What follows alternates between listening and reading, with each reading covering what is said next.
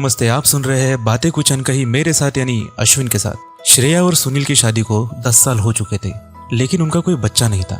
दोनों के परिवार लगातार उन पर तलाक लेने का दबाव बना रहे थे, पर ये उन दोनों का प्यार ही था जिसने आज भी उन दोनों को बांधे रखा था। दोनों को उम्मीद थी कि उनकी 11वीं सालगिरह पर उनके घर नन्हे कदमों से चलकर खुशी आएंगी। एक दिन सुनील ने यूं ही श्रेया से पूछा, जब तुम्हारे माँ बाप कहते हैं कि मुझसे रिश्ता तोड़कर किसी और से शादी कर लो, तुम्हें ऐसा नहीं लगता कि तुम्हें उनकी बात मान लेनी चाहिए? इस पर श्रेया ने कहा, अगर रिश्तों को तोड़ना इतना आसानी होता ना तो आज कोई किसी रिश्ते में बंधा ही ना होता।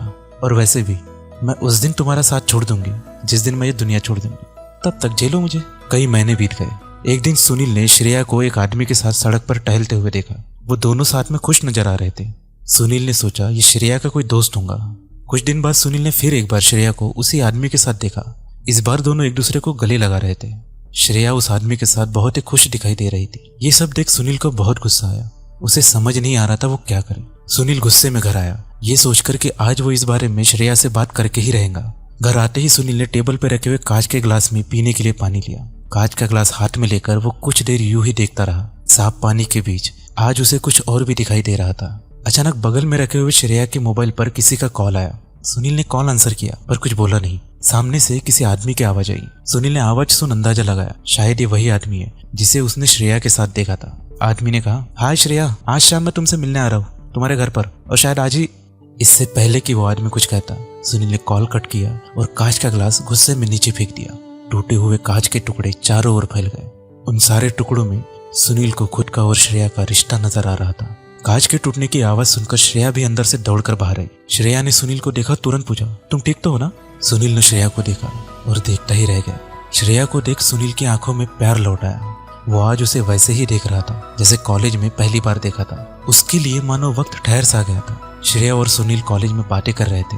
इतने में किसी ने श्रेया को आवाज लगाई और श्रेया उस आवाज की ओर चली गई। यह आवाज उसी शख्स की थी जिसके साथ सुनील ने श्रेया को देखा था। सुनील अपने सबसे डरावने सपने से बाहर आया और श्रेया को धक्का देते हुए वहां से बाहर चला गया और बाहर जाकर रोने लगा। कुछ देर बाद सुनील घर के अंदर आया। घर के अंदर आते ही उसने देखा श्रेया जमीन पर गिरी हुई है। उसका शरीर खून में लथपथ पड़ा है। सुनील के धक्का देने के बाद श्रेया टूटे हुए कांच के टुकड़े पर जा गिरी।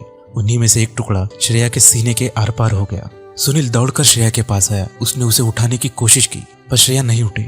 उसने श्रेया की धड़कनों को महसूस करने की कोशिश की पर श्रेया की धड़कनें गुम होने की कगार पर थी। सुनील ने तुरंत श्रेया को उठाया और हॉस्पिटल ले आया। डॉक्टर श्रेया को तुरंत ही ऑपरेशन थिएटर की ओर लेकर गए। सुनील ऑपरेशन थिएटर के बाहर बैठकर श्रेया के आने का इंतजार कर रहा था। अचानक सुनील को ध्यान आया, श्रेया को हॉस्पिटल लेकर आते वक्त उसके हाथों में एक लिफाफा था जो उसने अपनी जेब में रख लिया था। उसने वो लिफाफा खोला। उसके अंदर श्रेया के हाथों से लिखा हुआ एक लेटर था। लेटर में लिखा था, सुनील, मुझे नहीं पता मैं शब्दों में कैसे कहूँ, इसीलिए मैं लेटर लिख रही हूँ। पिछले कुछ हफ्तों से मैं एक डॉक्टर से मिल रही हूँ। डॉक्टर ने कहा कि हम माँ बाप बनने वाले हैं, और तुम्हें पता है मैं जिस डॉक्टर से मिल रही हूँ वो कोई और नहीं बल्कि मेरा दूर का भाई है। तुम शायद उससे मिले भी हो।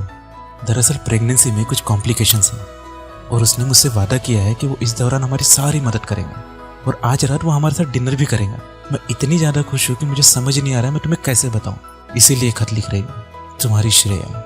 सुनील की आंखों से निकले हुए आंसुओं ने श्रेया के लिखे खत को गीला कर दिया।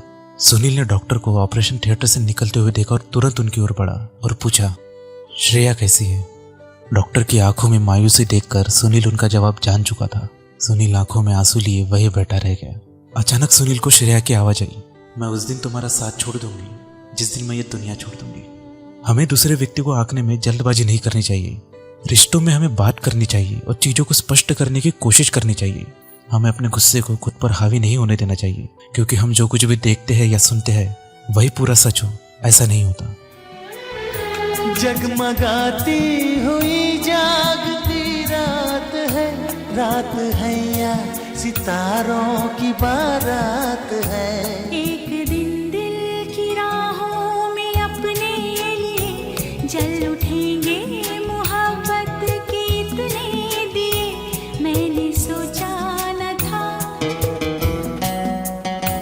एक दिन जिंदगी इतनी होगी हंसी, झूमेगा आसमां गाएगी ये जमीन, मैंने सोचा न था।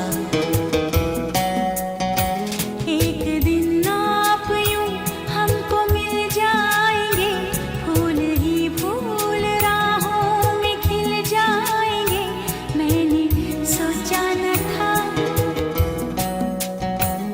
मैंने सोचा न था, मैंने सोचा